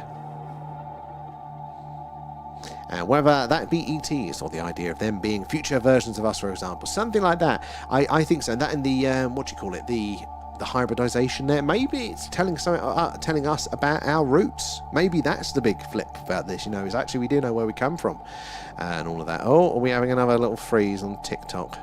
Fuck you, TikTok. Fuck you. Hello, back again. Hopefully. But yeah, we're having another. Maybe it's about our origins there, because that's what that the priests were apparently being briefed on recently, wasn't it? It's all stuff that was going to be fundamentally questioning to some religions. Archie there, and imagine the Chuckle Brothers being addicted there. Oh dear, oh dear, oh dear, oh dear. What's the villain's name in that? Mr. Oh, I can't remember his name now. The Chuckle Brothers were forever sport for me by that image that went around, you know, and it's like they were in a club with some girl and they had a picture taken, but it was his arm, but it did not look like his arm. Who's seen that one? And no slacking, that was it there, Archie and Joe. I think I've said before, but that doesn't proof of aliens disprove all the world. You know, hence why they've been told. So this is the thing. Well, with religions, I don't think it fully disproves. There are definitely versions, especially the more dogmatic ones, because this is the thing. You know, you've got the words of God here. You've got all our human interpretations of it. How do we, you know, again, when you're reading something, it's not necessarily literal, let alone the actual translations that have happened throughout the years as well. So when people can kind of latch onto things here that are probably meant to be much more of guidance, and it's, yeah, when you're holding something tight, that is when you get the issues.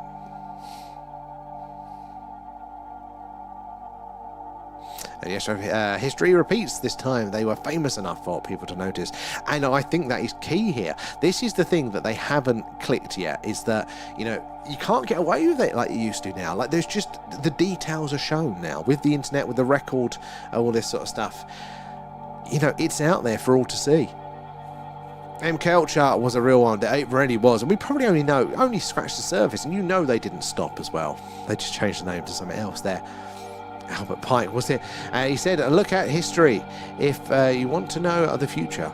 But history, they lie about things, which is confusing, but he's kind of right. No, we repeat, because we often learn the specific lessons, but we don't learn the overall principle, so we keep making the mistake. And we can look to this with politics, and we don't try to tread too much into politics here, but whether you're left or right, that's the problem. You know, we'll go, oh, this side, oh, you know, the last lot were bad, so we're going to go this way now. Oh, what, this lot is bad. All right, we're going to go back the other way, go to them. And we'll keep bouncing between them. And, oh, look, there's a third one now. You go, whoa. The actual issue here is how we are evaluating people overall. You know, that is the thing. It's you've got to step back. Otherwise, we will literally repeat it. We'll make the same mistakes with just a different flavour. 100% over and over again. And you can look to history, you can look to, as I said, how the old world treated the new world, you know, which at the time was, you know, the Americas.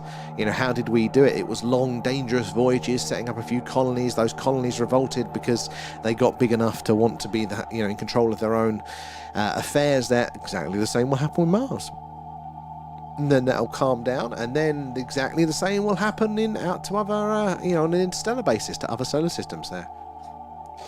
Definitely will repeat those ones. Looking forward to two things: interstellar piracy, and also the interstellar Titanic.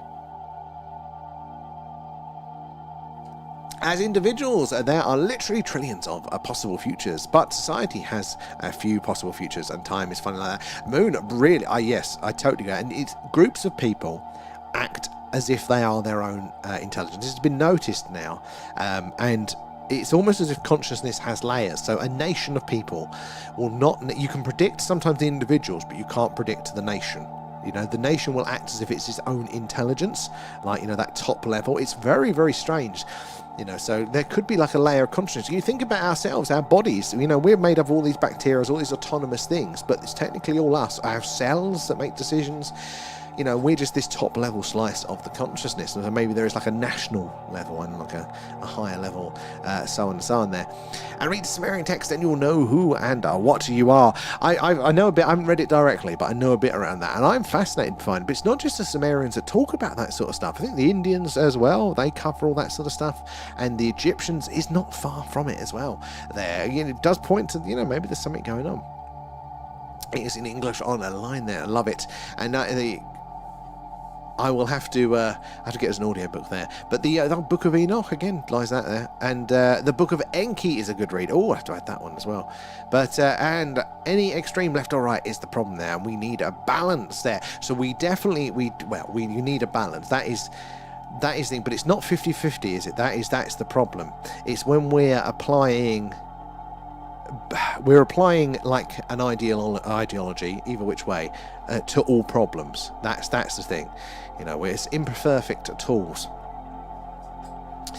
And Hugo there, I love the previous Pope's response-ish there to being asked if he had baptized an extraterrestrial. Sure, why not? Haven't heard that one, but I love it. I like that. And I've been listening to the translation on YouTube. Oh, I'm going to have to check that one out if it's available here. I need a new thing for going to bed to.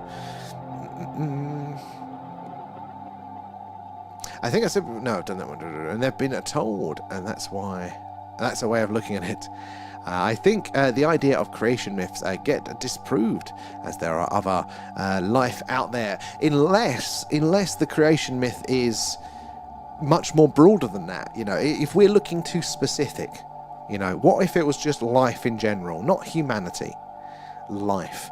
Because you look at the universe in 7 days, there is to our current scientific understanding of how the Big Bang worked and matter changed into all sorts of things, there is a sort of a similar cadence to the 7 days of the universe, you know. And again, it wasn't literally 7 days there, but maybe if we looked at it and went, right, rather than humanity, life at somewhere in the galaxy, does that still apply? I think there could be something along those lines. Exactly. Have you played a Red Faction there, Gorilla, before? That's the story of the Mars colony. I haven't, but that's exactly what would happen. And this is the thing. This is the same story for everything in human nature, which is my experience is different to yours. And therefore, if we are to share rules, we can only share the same rules to which our experiences are the same. And this is the thing. There are so many different experiences for us as individuals. It's why we are individuals.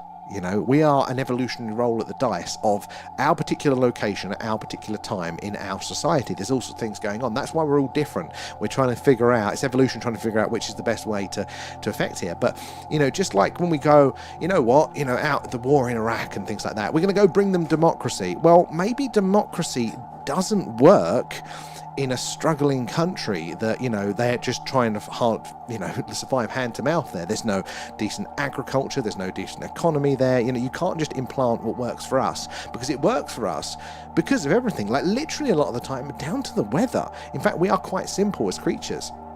If the weather's good, we thrive, and therefore the rules that work for us don't necessarily work for the neighbor there. Again, they can only work if you share enough in common that is fair enough with you, because if not, resentment builds, the differences need to be balanced out, then there's friction, then there's conflict. So I like to say, look, borders are won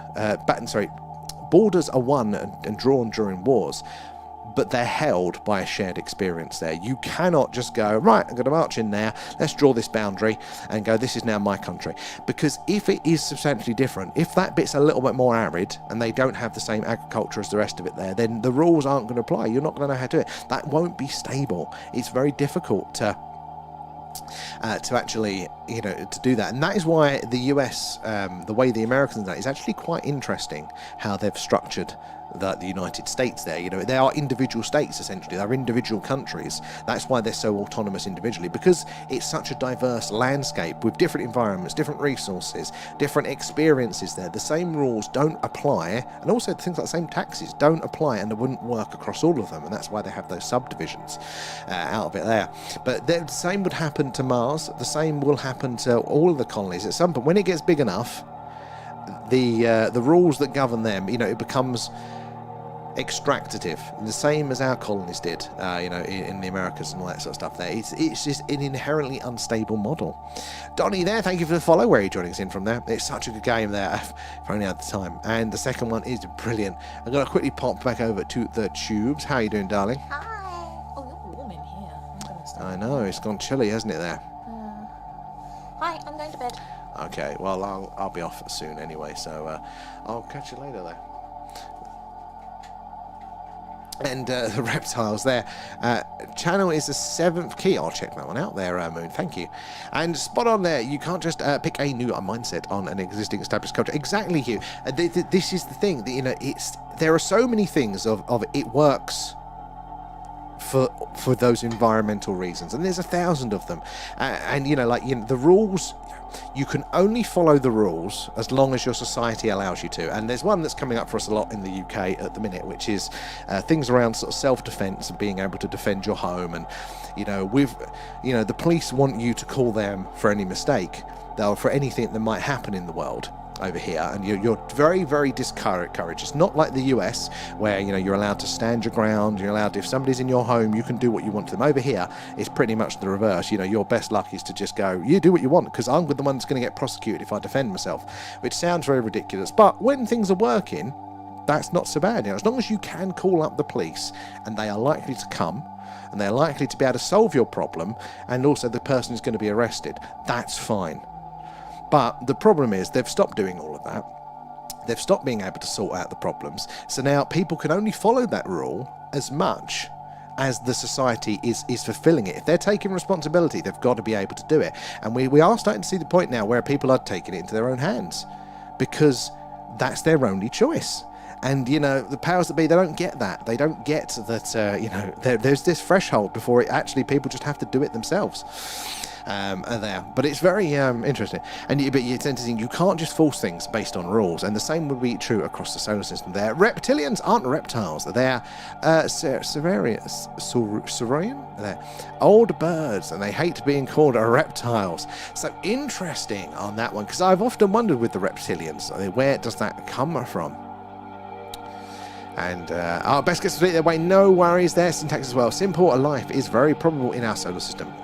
Life is extreme on Earth, and some species feed on sulfur, for example. There are extremophiles. I mean, there's so much life that survives, much, much more than we ever expected it to. The more we look, the more we test, the more resilient life seems to be there. And we're talking tens of thousands of years life can remain frozen for. And that is just for our, tests that we have seen or started to see now. So yeah, but it does look like it is commonplace in our solar system. Again, Mars, pretty confident, has microbial life currently, maybe stuff that's more complex. We haven't really looked that much. Again, the clouds of Venus are the same there, so that's 3 planets in a row. What does that tell us about life? And wise man, we always think we are bodies with a soul, but we are in fact a soul inhabiting a body. We have it back to front, and the body is the tool for the soul to learn. It may well be the case, because then mainstream science is kind of coming to this, and they're using different language. They're saying, it's like, we're in a simulation. They're taking the goggles off. It's that sort of thing. But it translates very similarly, I think, to what you're saying there, wise man, for it. And tick there. Thank you for the gift. How are you doing? Good to see you there. So yeah. We've got 2 new stars in range tonight now. Oh no, we've got 1 new star. So DSC Dushubi. I've never had Dushubi before, and that is 400 light years away from us there. That's quite a bit. I mean, not that much in space terms really, but it's not in the same town. We've not had that. So now we've got those different stars in range of the dish. See if there's any differences. Even if it's subtle, it doesn't necessarily have to be a large spike, especially at 400 light years difference. But we've still got, is it Zune? That's not how you pronounce it at all.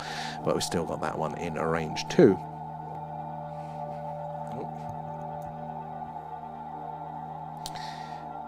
Need to quickly just do this.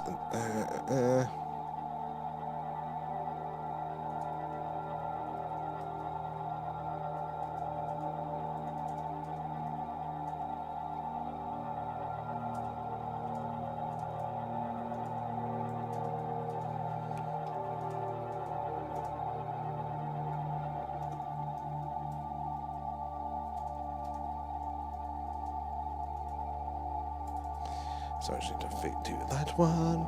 Sorry, guys. Oh, how you doing, Rachel? Thank you for the share. How are you doing? Sadly, the weather hasn't held out for us there. 400 light years there. I wouldn't want to walk it. Exactly, Lilac. Exactly. Take me a little while there. In truth, though, all we do is look for signs of life outside our atmosphere, and we have found exactly 0, zilch, nada, but nothing but science. So, Moon, that is not true, though. That is actually not true. That's what the mainstream wants you to believe there. But there are lots of candidates for life outside of our atmosphere. First of all, I mean, panspermia, there's interesting stuff around the space station there. There's life up there. It's our current life, but it can survive out there. But the most important is the Martian stuff.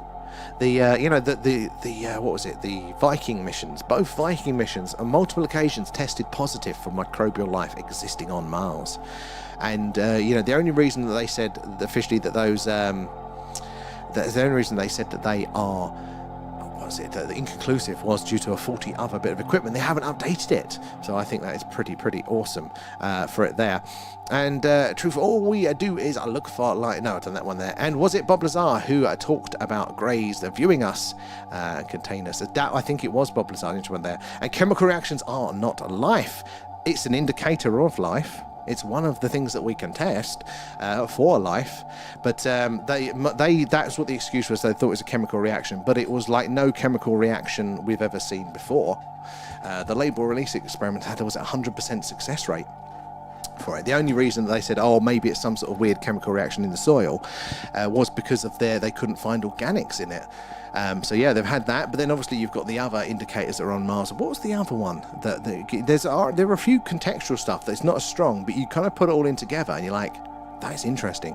But no, I'm a big fan of the label release experiments there. That it looks like that NASA really dropped the ball with that, like, because they are really strong candidates there. But you've got the signs of the gas, haven't you, in the clouds of Venus as well. Again, that's heavily disputed, but they're interesting enough that somebody's put in private money to go and send a probe to test.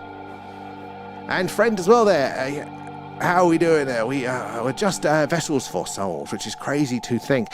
For me, it's what is the soul? That's where I struggle. Like, what is the definition of it there? What part of me? How can I get in? But I'm not a very spiritual. I don't even meditate or relax, so I probably wouldn't notice either which way. But that is where I'm like really interested. What can we define? What part of it there? Which bit is it that you see over the years and stuff there? Oh, feeling overwhelmed again there about the ongoing events. Oh, and don't blame me there, Rachel. I've been really feeling it today myself, actually. It's not been a great one. Crummy, how are you doing there? Blue extraterrestrials, eating waffles again. The waffles are good. And where are we? No, I think we're all up to date there. Suspicion is not proof there. No, I see. This is the thing there. There is obviously a line, but it's a very strong candidate. That experiment is not a suspicion of life. The label release is a very strong experiment there. A very strong experiment. It's not just oh, we suspect there. And this is the thing as well. Like, if there are enough things, even if it's not 100% conclusive, which I think that test of itself, if you trust the results of it, even if it's not 100% conclusive, it still means that then we can't write off life. That's the thing. Because there's still unanswered questions. So it feels like a bias to write things off there. Your mojo. Oh God, I've got no soul then. There. Potato-styled waffles. Where's my cursor gone? There it is. It's on that one. It's on that one. There we go. We got up to date. What's that saying? There we go. We got up to date there. Well, it normally is soon, isn't it, Rachel? They do go on their breaks, but they do tend to come back. Where are we? All right, we're at 11:45. We're going to have an early one tonight because I don't want to stress the computer out too much, sadly. I don't want to there. DJ, how are you doing? Just about to come off there. But yeah, I don't want to stress the computer out. It's having a bad day. So if we're not on tomorrow, it's because I've lost the battle with the computer, guys. We have got parts on the way. But other than that, we're all good. How about yourself there? I had the weirdest dream last night. I was on a... Ooh. Tell us more there, Rachel, before we come off there.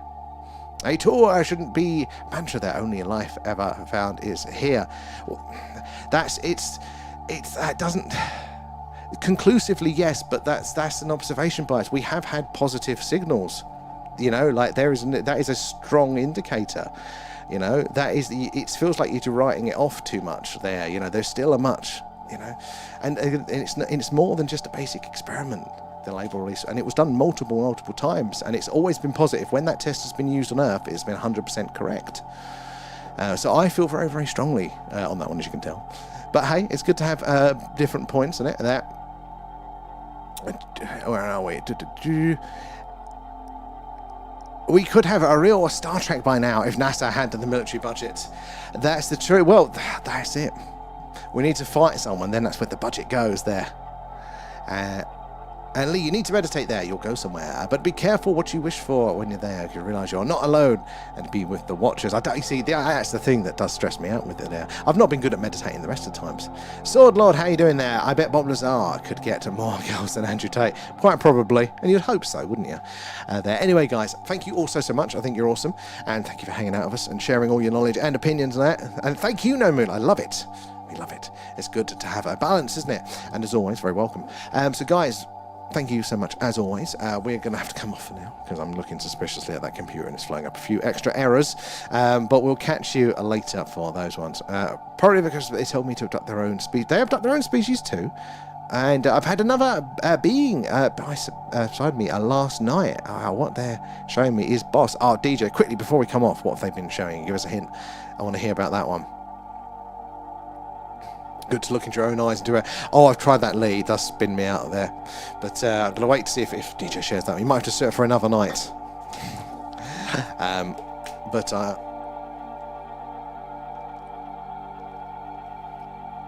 Excuse me there. Oh, I can't see it, but it's positive. Awesome. Well, that is the good news. It makes a change there, DJ. But thank you, guys. We'll catch you later. And we'll be on tomorrow night if the computer holds tight. And yeah, we'll hopefully for Skywatch as well, if the weather holds as planned, we'll have a Skywatch tomorrow. But yeah, we'll catch you all then. So thanks again, guys, and we'll see you later. Bye bye.